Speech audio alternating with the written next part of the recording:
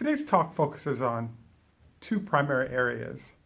The first one is Daimler has delivered the first in a series, or Daimler Freightliner has delivered a first in a series of semi-trucks in the Los Angeles market. And the first truck that was introduced is $400,000. And if we look at what it would cost for the semi version of that, it exceeds $500,000 for a vehicle that Tesla is charging $250,000 for. So that's the first focus of our show today. The second thing that we're focused on today is where are we in the options as well as investment profile of Tesla. As we know, earnings just came out and Tesla has begun sales to Europe. So the question is, how should we modify our thesis relative to where Tesla currently is going forward? And then beyond that, we have our usual review of what's going on at our service facility and also our health tips. This is Greg for Tesla Fan Insight. Thanks once again for joining us. If this is your first time on our channel, please take time to like and subscribe. If you're a repeat visitor, welcome back. So, sort of some bombshell news hit, and that was the fact that the Freightliner division of Daimler-Benz has begun deliveries to the Port of Los Angeles with the help of Penske of their version of the electric semi-truck. So it was kind of shocking. There are a bunch of elements to what we learned. As of December 23rd, there were 2 trucks delivered. And in fact, there was supposed to be a fleet of 25 trucks, both Class 7, which is a 55,000 max carrying truck and freight, and Class 8, which is an 80,000 max carrying of freight and truck.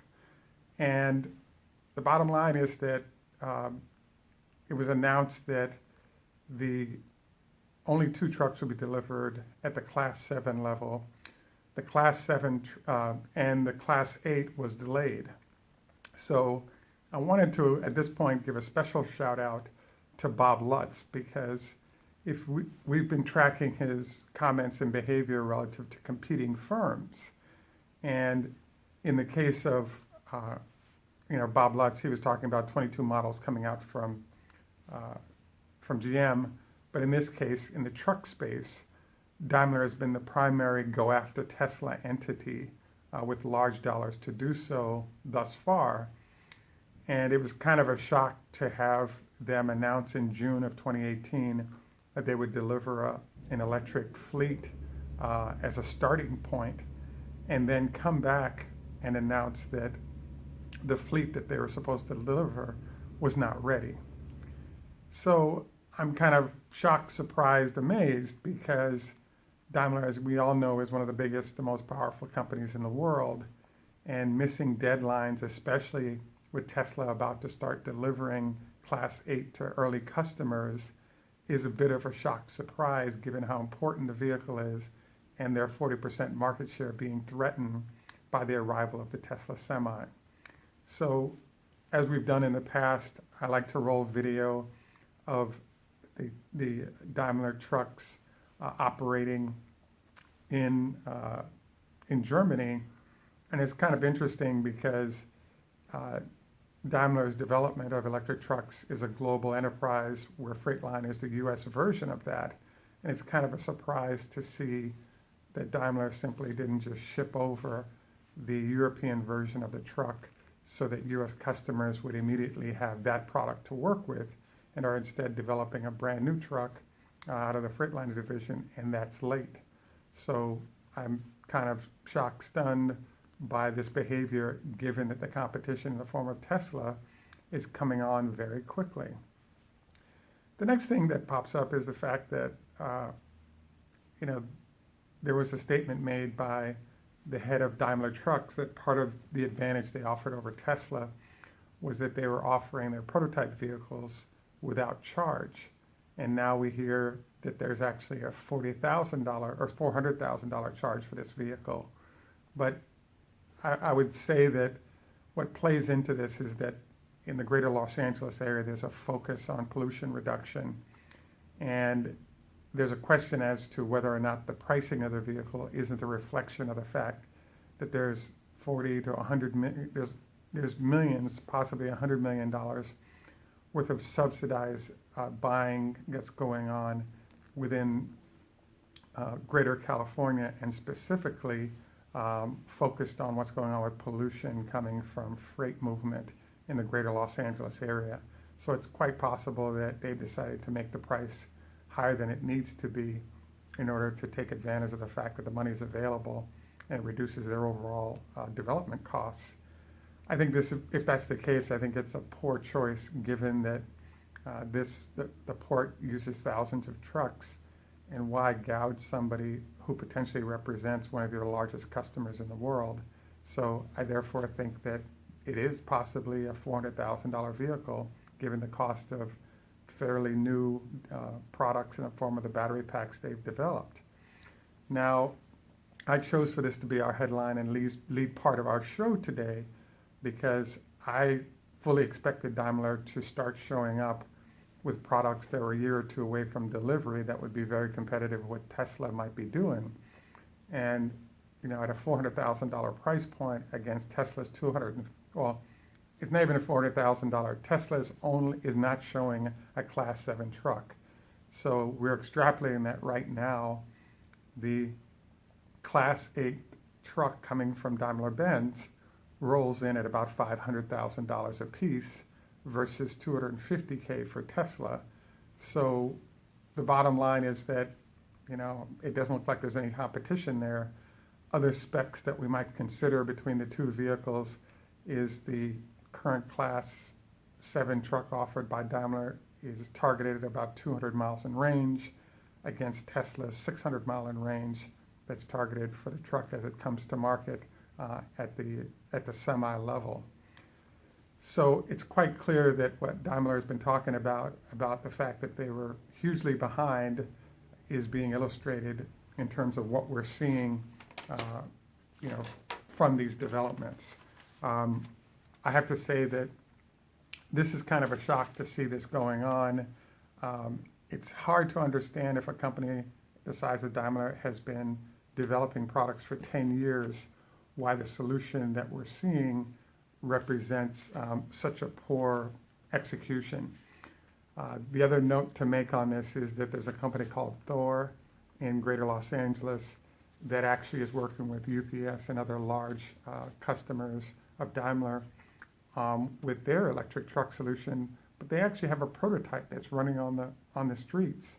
So it's kind of a surprise that there hasn't been any efforts by Daimler to possibly buy this company and immediately be able to fold what they've delivered into their portfolio so they can start offering that to global customers.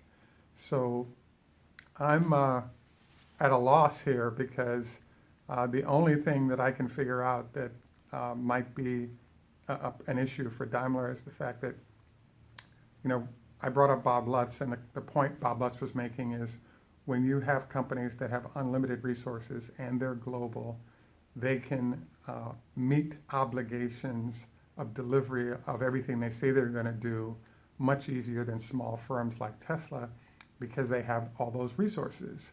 So to have a company the size of Daimler introduce the fact that they're late on a very important product that might affect their future dramatically as Tesla moves forward is a shock. This also is a wink wink at the future prospects of how long it's going to take for the big auto firms around the world to respond effectively to the Tesla onslaught. I wanted to add a sidebar note here is for those of you who saw the Super Bowl ad, there was actually an Audi commercial where they were describing by 2025 they'll have a very large presence when it comes to electric vehicles. And the fact of the matter is that, you know, consumers can't drive 2025 cars right now, but obviously they're preserving mind share to not get too involved with Tesla and others because they'll have solutions available later. Again, a surprise because VW is such a huge company. One last note here with VW is the fact that, as we all know, it was just announced that the Tesla battery pack would be used by VW to build out its U.S. charging network. Obviously, it's a surprise to have a major competitor retain Tesla to build. It was explained to me by an expert that the problem that they ran into is that Tesla is sort of the best in delivering these power packs, and it's better for folks like VW and others to select Tesla because paying off-peak power rates during peak times in order to charge vehicles is just a smart move. So from a cost standpoint, the decision made by VW seems like a good one, but it's kind of a shock to have all the data they generate on their vehicles being charged immediately going to Tesla, a major competitor in the space. So we'll finish up our conversation regarding what's going on with Daimler to just sort of discuss the difference between the structure of Tesla and Daimler and why we might be seeing some of these differences in performance. In the case of Silicon Valley, what they found at some of the big companies like IBM, et cetera, was it was better to send certain projects out to Skunk Works and then bring them back in once a solution had been arrived at and use the resources of the big company to deliver. One key point that comes to mind here is that Daimler maintains its own design staff for all vehicles, and Tesla, as of a year and a half ago, only had 14 people in their design department. So all the vehicles designed by Tesla, they're picking 2 or 3 of the best designers in the world. They will then send those designers what they're trying to accomplish, and then they kind of have a bake-off between design firms to see which design will be used by Tesla. So what this does is it allows you to have a blank sheet of paper as you're doing design, and you can take risks and ideas in that other people might not be doing. So I kind of bring this up in this case because I believe one of the challenges for Daimler is they have a large organization and they have to move all these different departments towards a certain mission or goal, and corralling all those folks to get things done, I think is part of the challenge that they're having. I will say I'm in a bit of shock right now relative to Daimler because the Tesla body style has been out for almost 2 years now, and it's well known to everyone what the truck looks like and why. And I'm very surprised to see that Daimler has not made an effort to introduce something other than a retrofitted Semi in the iteration that it currently is, namely with electric motors being used, you no longer need the giant engine bay in front. So you can now reconfigure the cabin to optimize ergonomics for the drivers. And so the future we're headed into is that ergonomic change for drivers is important because the number of drivers is declining, and people getting hurt and having a more efficient workspace is a part of both retaining short and long-term drivers. The also move to electric also reduces the headaches of what the truck driver has to manage, so people don't have to be as experienced or trained in order to deal with the driving an electric product. So it'll be interesting to see how and if and what the process is for Daimler to respond, but to date they're looking really shaky, and they already have the problems we've discussed of shortage of batteries to go into all the vehicles that they're doing, as well as a battery standard that allows it to perform comparable to supercharging and other things that Tesla's doing, and then add in the whole range challenges they're having. So there's just a plethora of things that have to be managed that Tesla is doing a good job of. One final note that I'm still chuckling over and fascinated by is the head of Freightliner, which is Daimler's U.S. division, announced that they actually have a coalition of current customers to help in the transition to electricity. Daimler is helping those customers to build out the charging facilities that they may need relative to electric trucks, and they've created this coalition to have feedback from customers as well as to help them in their process of moving products into the space. I wanted to note that Daimler has a coalition and Tesla does not. At this point, anybody that's looking at purchasing can self-coalesce if they choose to, but there is no coalition because you're buying off the shelf, and Tesla is basically saying we don't need a coalition because we actually have a product that works, and you can collect data on it, and we don't have any competitors that do of any magnitude. So the coalition process that Daimler has described has sort of not been adopted by Tesla.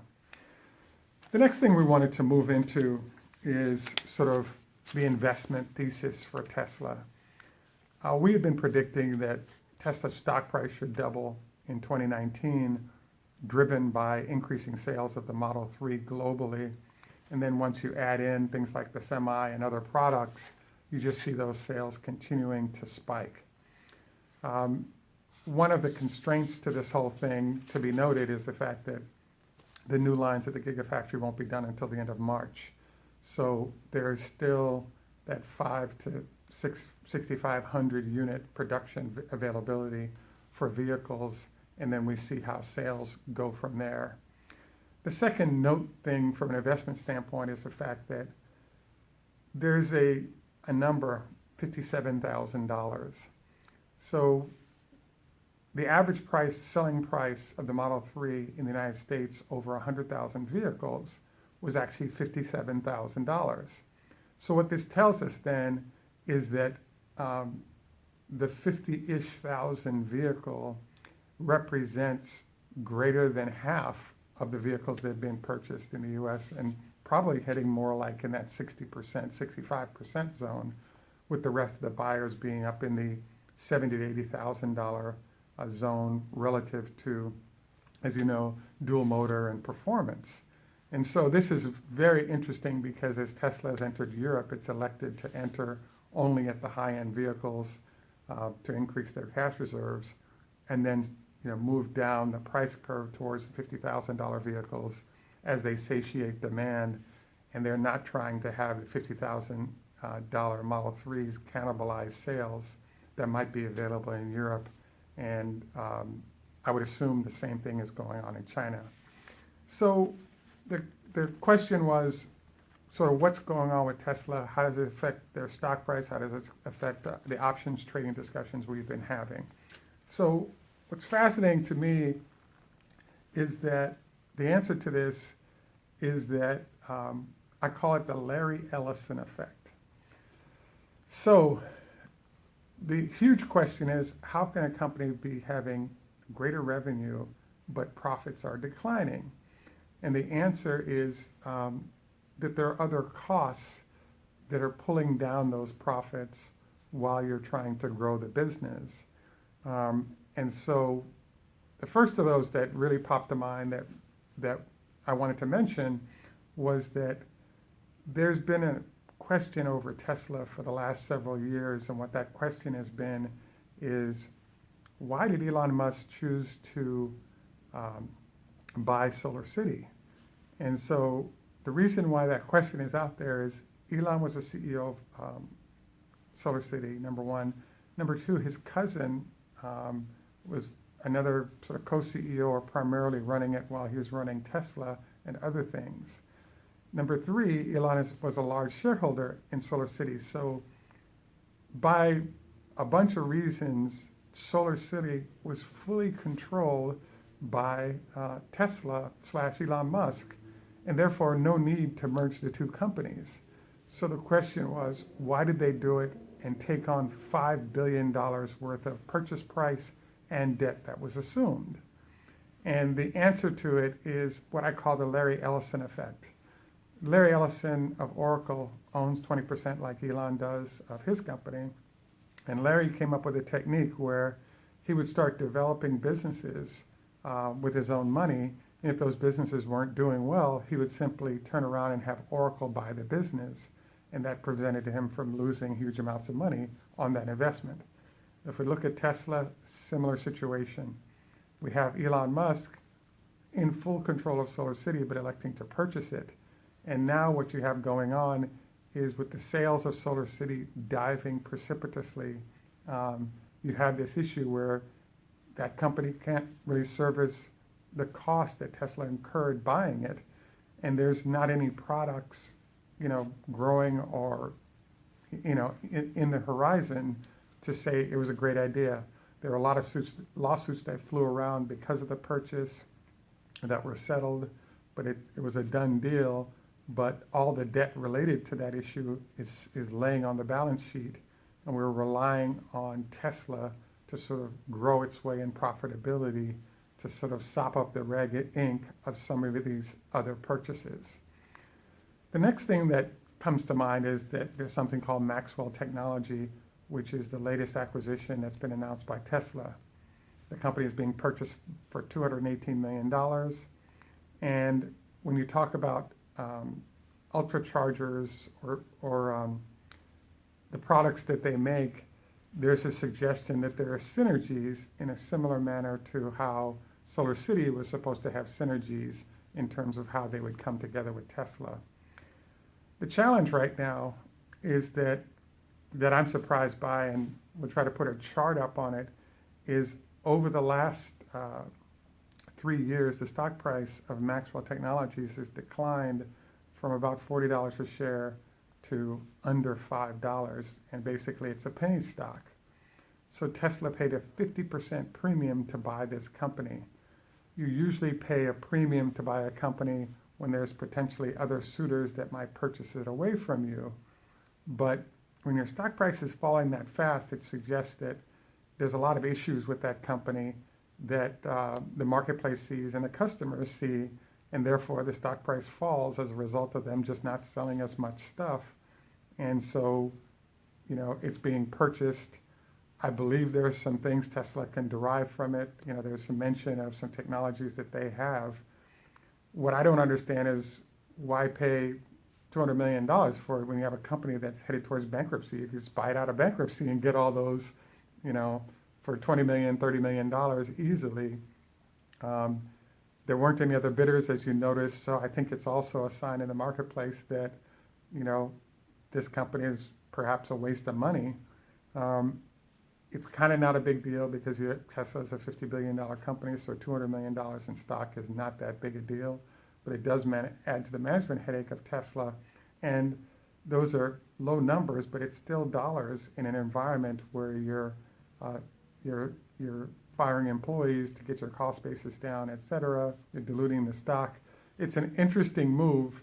And one of the Silicon Valley suggestions I want to make from the Larry Ellison effect is one of the things that also does happen is that there's a lot of deep and broad friendships across the valley that extend to other places. And we believe that what's going on here is that there are some fairly powerful folks who are heavily invested in that company that Elon may owe a favor to. And $200 million for something that he can claim synergy on isn't that big a deal. And Tesla may or may not in the future be able to benefit from the affiliation in the manner that was described, but it's sort of Elon's choice to make it. And it's our belief that it's another move, to appease someone he's close to. But, the low price of the stock suggests that you can get similar or better technologies out in the marketplace without having to screw around purchasing this company. You could even sign a long-term deal, take a stake in the company, and then see how they deliver. If they don't, just get rid of the company versus having spent all that money. So I kind of drug you guys through a whole bunch of discussions about this because we're starting to dig into the how and why Tesla's stock price will improve and meet shareholder goals of earnings, but also how and why that thesis could actually be affected by costs being taken on that don't have any, accretive value, any high value, real increase to the company, but it's more kind of fun projects that are kind of expensive and that suck up cash. The final part of this discussion, and I listed sort of options as what I wanted to cover as well, is the fact that the whole options discussion of Tesla seems to have changed. One of the reasons we felt Tesla was a great options trading stock is that they're actually hedge funds that have a drone flying over Tesla's factory every day and counting the number of vehicles that are being produced and therefore being able to anticipate sales. So as you recall, on January 1, Tesla immediately announced the number of cars that had been sold. So the stock price promptly fell 40 points. Now, and it started to recover. So I wanted to bring this up because usually what happens is companies don't announce amount of sales, et cetera, until earnings are announced. But Tesla has sort of changed the game for how one trades both the stock and the options by now starting to reveal early what production numbers are before we can get to what the earnings announcement is. So I just wanted to highlight this to all of you because if you're interested in making money and trading Tesla stock / options, it might behoove you to review the last couple of earnings announcements / announcements on sales, because they maintain in pristine conditions for us to see them at the service facility. So I think this is kind of an interesting space to have this video roll at this point. And I hope you guys enjoy seeing some images. Wanted to remind you as we close out our show today, 20 leg lifts a day on each leg strengthens your quad muscles to make sure your knees are locked in. Don't go to bed within 2, preferably 4 hours of eating to prevent acid indigestion, as well as possibly upper respiratory cancer. And wanted to thank you again for joining us. Please remember to like and subscribe. Want to thank our Patreon supporters as well. This is Greg for Tesla Fan Insight. Tschüss, macht's gut. Au revoir, lehitraot, choda hafez. And in Jamaica, we say, enough respect, walk good. We look forward to your respectful comments and happy to engage in dialogue. We try to answer all of our comments that are not ugly negative on Tesla. We're supportive of the company and want to see their mission achieved. Have a great day. Bye for now, and thanks for joining us.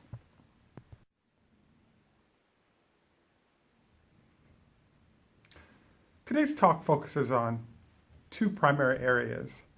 The first one is Daimler has delivered the first in a series, or Daimler Freightliner has delivered a first in a series of semi-trucks in the Los Angeles market. And the first truck that was introduced is $400,000. And if we look at what it would cost for the semi version of that, it exceeds $500,000 for a vehicle that Tesla is charging $250,000 for. So that's the first focus of our show today.